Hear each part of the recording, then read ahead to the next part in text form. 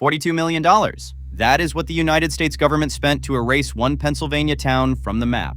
And the fire that forced them to do it is still burning under the ground right now, more than 60 years later. Here is what nobody tells you about America's creepiest places. The famous ones, Salem, Roswell, Amityville, are theme parks. The real ones never made a brochure, because there is no tourism board left to print one. Every state is hiding at least one town that vanished, burned, drowned, or simply stopped. And in a few cases, the official ghost story you have heard was invented by a specific, nameable person, and we can prove it. Today we are counting down the creepiest small town in every state, all 50 of them, including a town with a population of exactly 1, a factory that a state census reportedly listed as haunted, and a town that was buried alive by sand dunes. Think you know America's dark corners?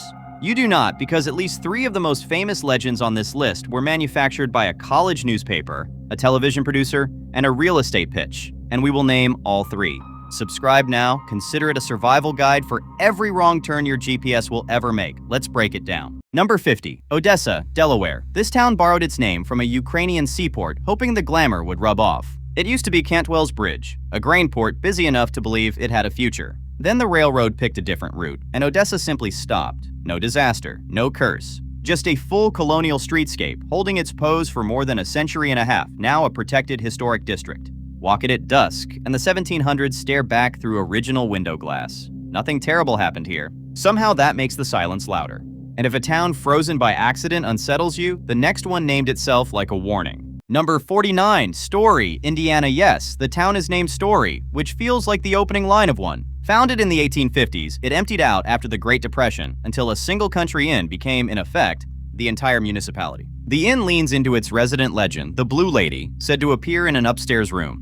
To be clear, the Blue Lady is folklore. No document proves her. The depopulation is fully real, though. A whole town reduced to one business, one guest book, and one ghost with better name recognition than the census. Number 48. Forestville, Minnesota. When the railroad bypassed Forestville in 1868, one man, Thomas Megan, ended up owning the entire town, and when he closed the general store in 1910, the stock stayed on the shelves. It is still there. Original goods, more than a century old, arranged in rows like the customers just stepped out. Picture it, lamplight on tin ceilings, boots on worn floorboards, shelves of patent medicine waiting for buyers who died before your grandparents were born. Minnesota preserved the whole thing as a state historic site. Frozen in time is usually a metaphor. Here it is, inventory. Number 47, Monson, New Hampshire. Most ghost towns die old. Monson died young, settled in 1737, dissolved by 1770, gone before the Revolution it never got to see. The soil was thin, the winters were long, and the town handed back its charter and scattered. Today, a preserved clearing holds cellar holes and one restored cottage, one of the earliest abandoned inland towns in New England. 2.5 centuries of forest have moved in since. The trees are not haunted, they are just extremely patient. Number 46, Igloo, South Dakota. During World War II, the Army built the Black Hills Ordnance Depot here, stored bombs in hundreds of concrete mounds shaped like igloos, and a company town of thousands grew up around them. The depot closed in 1967, the people left, and the prairie kept the bunkers, row upon row of them, marching to the horizon like a crop nobody planted. Empty houses, an empty school, and out past the fence line, hundreds of blast-proof domes built to survive the exact catastrophe that never came. Number 45, the Ramtail Factory, Rhode Island. In 1822, a night watchman named Peleg Walker died at this woolen mill in Foster, and afterward, workers swore the mill bell rang by itself in the dark. Here's the twist that made Ramtail famous. The 1885 Rhode Island State Census reportedly printed the site as haunted. An official government document? We flag that as reported, because the ghost itself is pure legend, and the census line deserves its own fact check. Comment your state below if you think your government has ever certified a ghost. I will wait. Number 44, Stull, Kansas, our first debunk.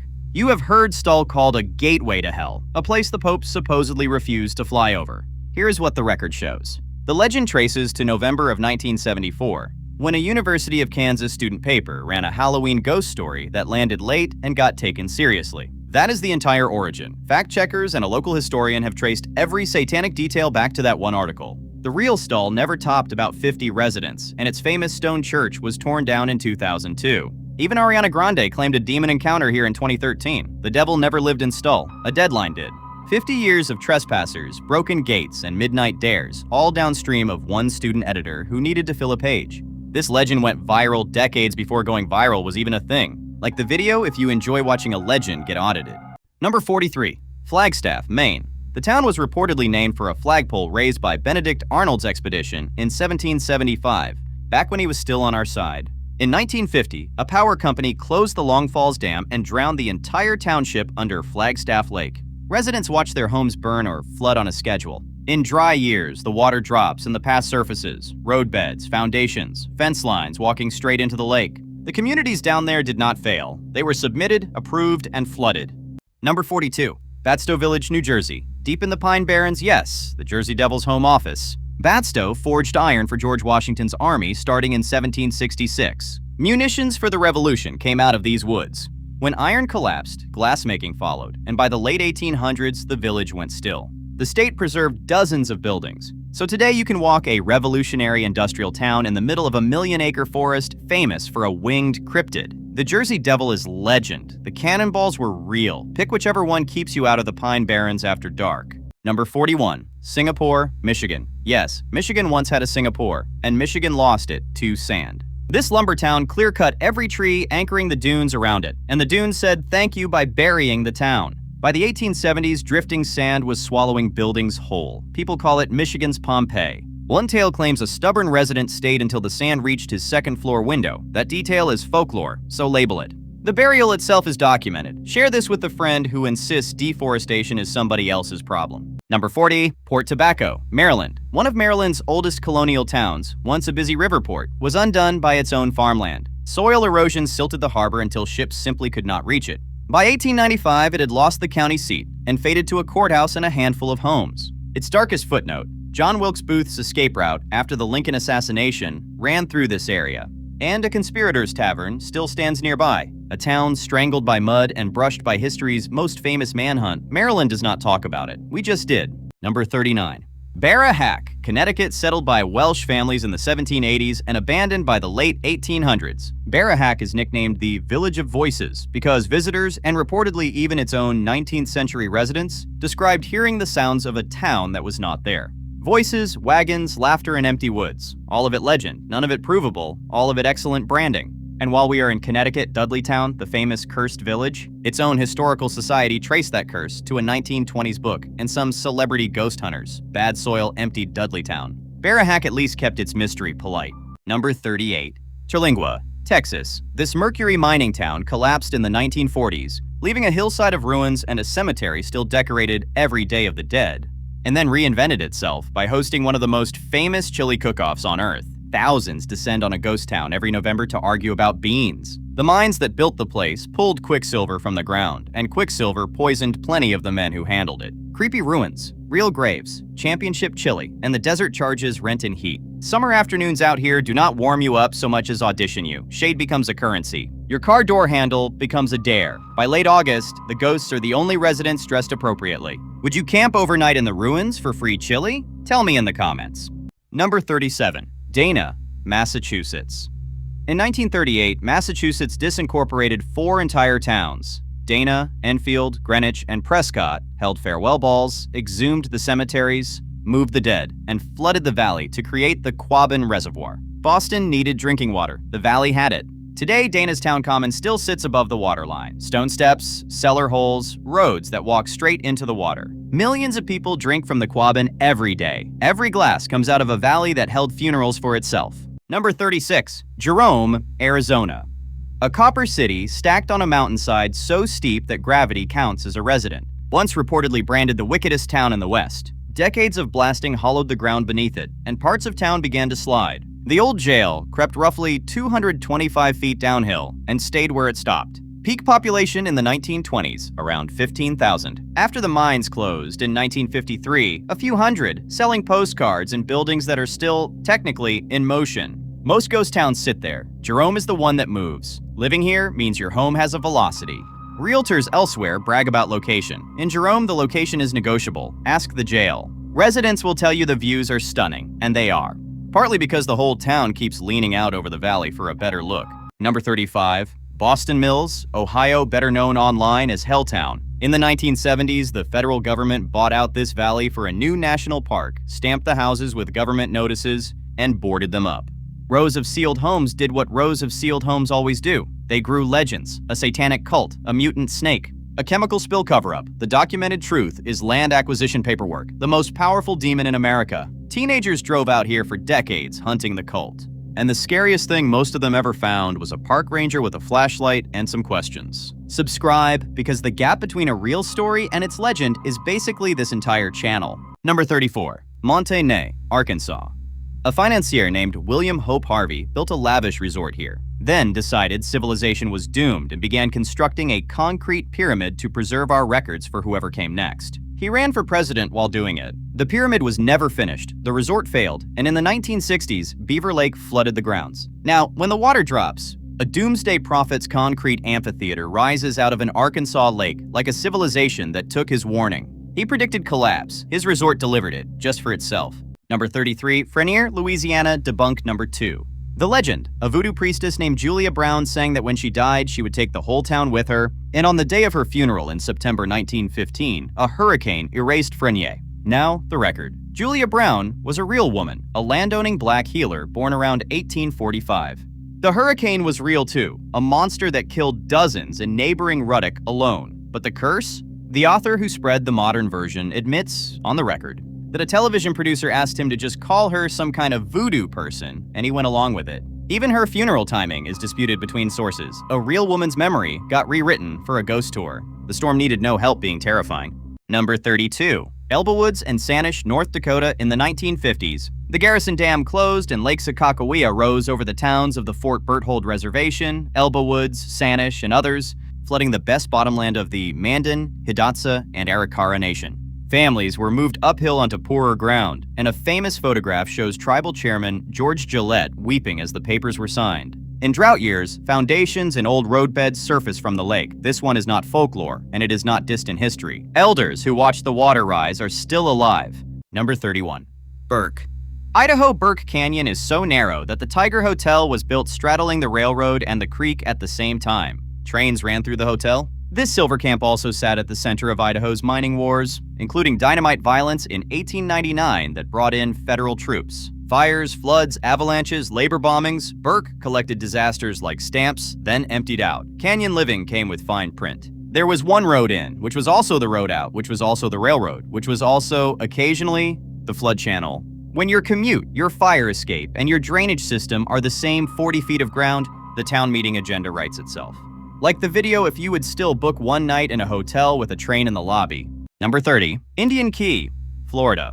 An 11-acre island that was somehow the county seat of Dade County and home to Dr. Henry Perrine, a botanist introducing tropical crops to America. On August 7, 1840, during the Second Seminole War, the settlement was attacked and burned. Perrine was killed. His family survived by hiding beneath the house as it burned above them. The town was never rebuilt. Today, the island is a quiet state park of stone foundations and cisterns, reachable only by water. An entire county seat reduced to an outline in the grass. Number 29. Blue Heron, Kentucky. This coal camp ran from 1937 to 1962, then vanished so completely that when the National Park Service decided to memorialize it, there was nothing left to restore. So they built ghosts on purpose, full-size open steel frames standing exactly where each building stood, with speakers inside playing recorded voices of the people who lived there. You step into the outline of a church and the vanished congregation talks to you. It is the only town on this list that was deliberately rebuilt as its own haunting. Number 28.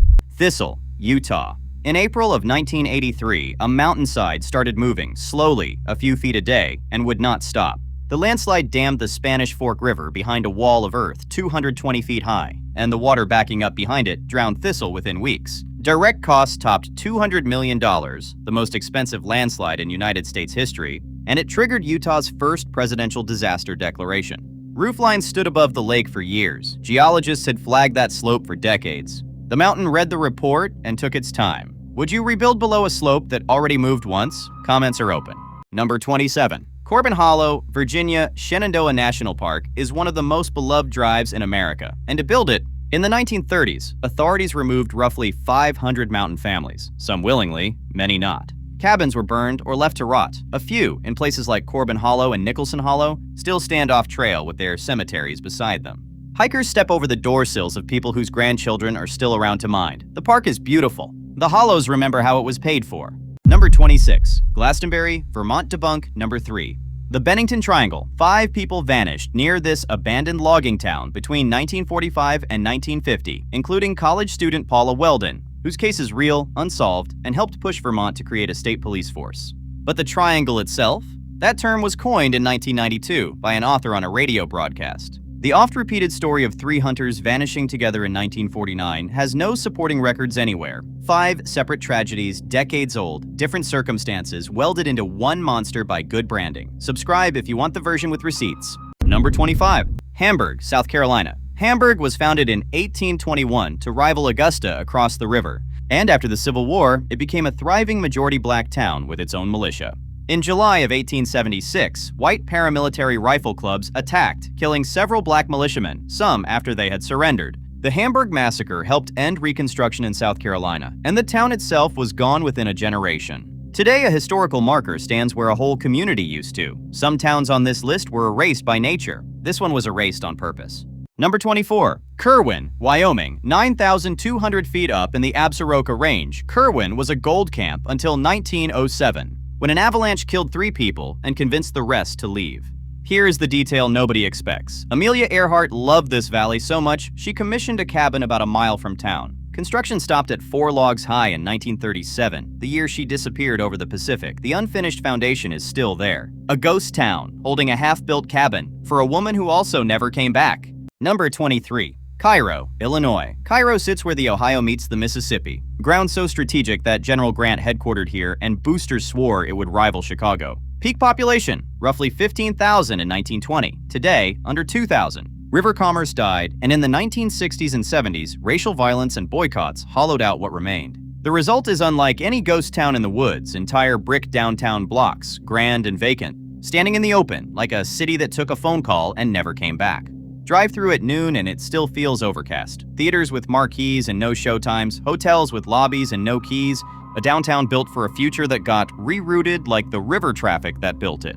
Number 22. Old Cahaba, Alabama's first state capital, and the rivers took it back. Chosen in 1819 at the junction of 2 rivers, Cahaba flooded so reliably that the capital fled to Tuscaloosa by 1826. The town rebounded as a cotton port of thousands, then flood, war, and a stolen county seat finished it. Even its church was dismantled and carted to another town in 1878. Now it is an archaeological park where streets run through forest, and the famous glowing orb said to haunt its garden maze remains exactly that, a legend. Share this with a friend who assumes capitals are forever. Number 21. Henry River Mill Village, North Carolina. A cotton mill village built around 1905, abandoned after the mill era ended, and left so perfectly bleak that Hollywood cast it as District 12 in the Hunger Games. Millions of people have seen this ghost town without knowing it was real. The houses on screen were actual workers' homes, unpainted since the workers left. The entire village later sold to a single buyer, one owner for a town that once held hundreds of lives and one blockbuster's opening act. And from a fictional dystopia, we cross now into towns where the catastrophe was entirely real. Number 20. Ducktown, Tennessee. For roughly a century, copper smelting filled this basin with sulfur smoke that killed every living plant across an area of about 50 square miles. A bare red desert in the middle of the green Appalachians, so stark that astronauts reported spotting it from orbit. Locals grew oddly proud of their moonscape. Some even resisted the reforestation. Trees have since been forced back into the ground, and the scar took decades to fade from satellite photos. Most towns on this list were consumed by nature. Ducktown is the one that consumed nature first. Number 19. Plainfield, Wisconsin. In November of 1957, hardware store owner Bernice Worden disappeared, and the search led police to a quiet farm outside town, the farm of Ed Gein. What investigators documented there became the seed of Psycho, the Texas Chainsaw Massacre, and the Silence of the Lambs. Gein was found guilty in 1968, but ruled legally insane and died in a state facility in 1984. Plainfield is a normal working town that never asked to become a horror franchise's hometown, and residents will tell you exactly that. The most frightening entry on this list has no ghost in it at all. Number 18. Vanport, Oregon. Built in 1942 for wartime shipyard workers, Vanport swelled to about 40,000 people, Oregon's second largest city, and home to much of the state's black population, who were largely barred from housing in Portland itself. On May 30th, 1948, a railroad berm failed at 5 minutes past 4 in the afternoon. The flood killed 15 people, left roughly 18,000 homeless, and removed an entire city in a single day. Vanport was never rebuilt. A racetrack and a golf course sit on top of it now. Number 17. Bannock, Montana. Montana's first territorial capital had a sheriff named Henry Plummer, who, in January of 1864, was hanged by vigilantes on gallows he had ordered built himself. Those vigilantes hanged about 22 men that winter. Here is the wrinkle the ghost tours skip. Historians still argue over whether Plummer actually led the outlaw gang he was executed for leading. Montana preserved more than 50 original buildings, including the gallows site, as a state park. Comment your verdict below: guilty sheriff or the frontier's most efficient frame job? Number 16. Oscarville, Georgia. In 1912, following a murder case and lynchings, white mobs drove more than 1,000 black residents out of Forsyth County, Georgia, including the community of Oscarville. Families lost their land and never returned, and the county remained almost entirely white for generations. Then, in the 1950s, Buford Dam created Lake Lanier, and the water rose over the old community's ground. Lake Lanier's modern reputation for drownings feeds constant curse talk. That part is legend. The expulsion is documented history. The lake did not bury a mystery, it buried an eviction. Number 15. Rhyolite, Nevada. A saloon owner named Tom Kelly built a house here out of roughly 50,000 beer and liquor bottles, because lumber was scarce and thirst was not. And a 3-story bank. Then the mine closed in 1911. The power was literally switched off in 1916. And by 1920, about 14 people remained. The bank's concrete skeleton still stands against the sky. It is the fastest life cycle on this list. Boomtown to ruin inside a single mortgage. Investors called it the Chicago of the desert. The desert disagreed, and the desert had seniority. Today, the ruins host more film crews than the town ever saw trains. Hollywood keeps renting the apocalypse that Rhyolite paid full price for. Number 14. Rodney, Mississippi. Rodney reportedly missed becoming the state capital by 3 votes, and then lost something worse: the Mississippi River itself, which shifted course around 1870 and left the port stranded roughly 2 miles inland. A fire the year before had already gutted downtown, and during the war, a Union gunboat shelled the church, leaving a cannonball lodged in its facade. 4,000 people at its peak, effectively none now. Like this video if you have ever been ghosted, just probably not by a river. Number 13.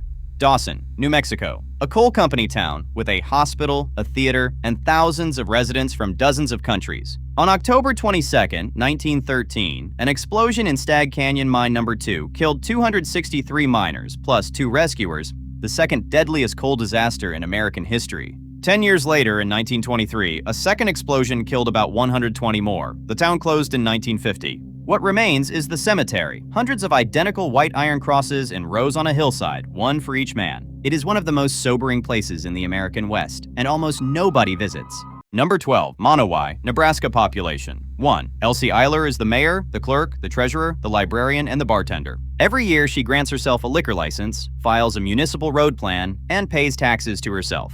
Election night in Monowai is the calmest broadcast in America. 1 voter, 1 candidate, 1 result, 0 recounts. The budget meeting has perfect attendance. So does the library board, the tavern staff, and the entire electorate, because they all carpool in the same body. Her husband Rudy died in 2004, and the library she keeps in his name holds about 5,000 of his books. Picture this: dusk on the plains, 1 lit window in an entire incorporated town, a tavern sign humming, the prairie wind conducting the census. Monowai is not haunted. It is something rarer, a town held open by one person's stubborn love. Subscribe, because Elsie is not the only story like this we have found for you. Number 11. Kennecott, Alaska.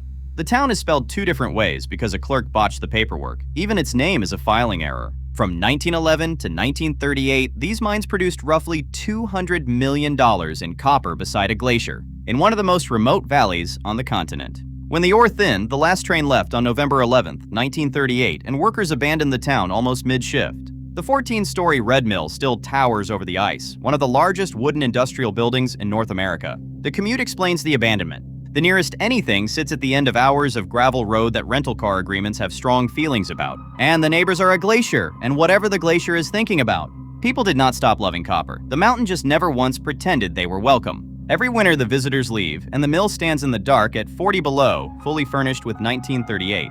Number 10. Body. California State Rangers here receive envelopes in the mail containing rocks, nails, and old buttons, stolen souvenirs returned with apology letters, because visitors become convinced the curse of Body has ruined their lives. The curse is legend, and Rangers reportedly do not mind it since it keeps the artifacts coming home. The town itself is very real, 8,000 people at its 1879 peak. And a historian's archival count of about 29 homicides across the wildest boom years, violent, but an actual number from actual records. Compare that to Cerro Gordo, the competitor favorite, where the famous claim of a murder every week traces largely to a modern real estate pitch, not to the archives. That is debunk number 4. Body is preserved in a state of arrested decay. Interior set, goods on shelves, at 8,379 feet of thin, cold air. Like this video if you would mail the rocks back too.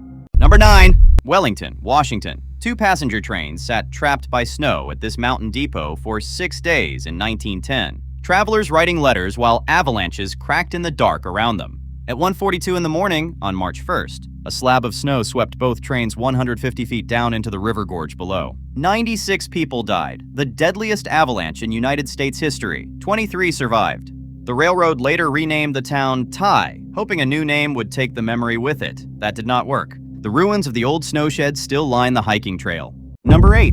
Ludlow, Colorado, in April of 1914. Striking coal miners and their families were living in a tent colony of about 1,200 people when Colorado National Guard troops and company guards opened fire, and the tents burned. About 24 people died at Ludlow, including women and children found suffocated in a pit beneath one tent. The wider Coalfield War killed dozens more, by some estimates well over 100, making it the deadliest labor conflict in American history.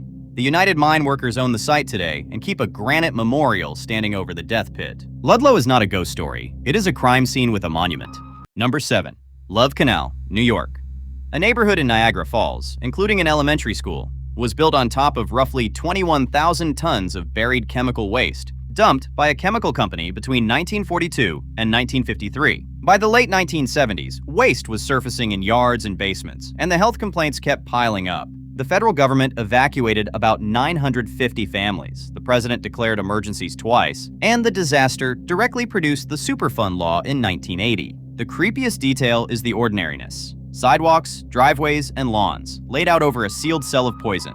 No ruins, no fog, just property lines drawn on top of a buried decision. Share this one with the friend who asks why environmental regulations exist. Number 6. Times Beach, Missouri, a Route 66. River town of about 2,000 people hired a contractor in the early 1970s to spray waste oil on its dirt roads to keep the dust down. The oil was laced with dioxin. Children played on those roads for years before anyone knew. In February of 1983, the government announced a $32 million buyout of the entire town. Every structure was demolished, and about 265,000 tons of soil were dug up and incinerated. Today, the site is a state park, and the visitor center is a former Times Beach Roadhouse, the town's last building, explaining its own death to tourists. Somewhere in the 1970s, a meeting happened where spraying mystery oil on the streets sounded like a solution. Every disaster on this list has paperwork. This one has an invoice. Number 5. Villisca, Iowa.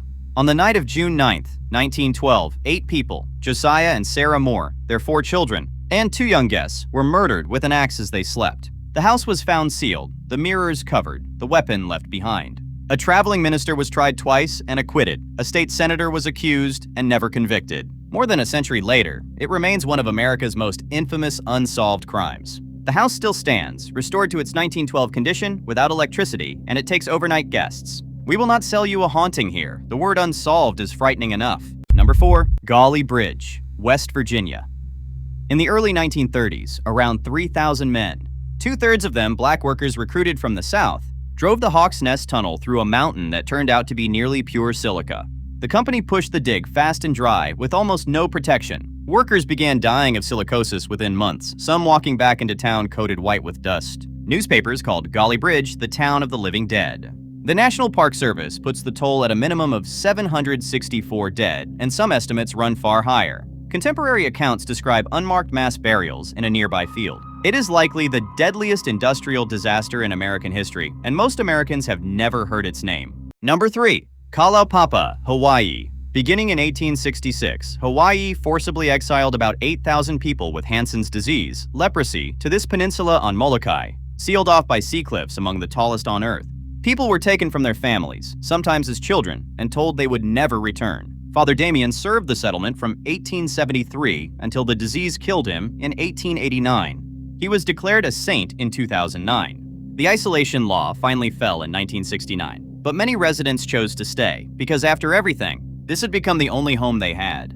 Hold the image for a moment. Green cliffs, white churches, long rows of graves, and a silence that asks you to lower your voice. Kalaupapa is not creepy because of ghosts. It is heavy because every grave was a person the world sent away.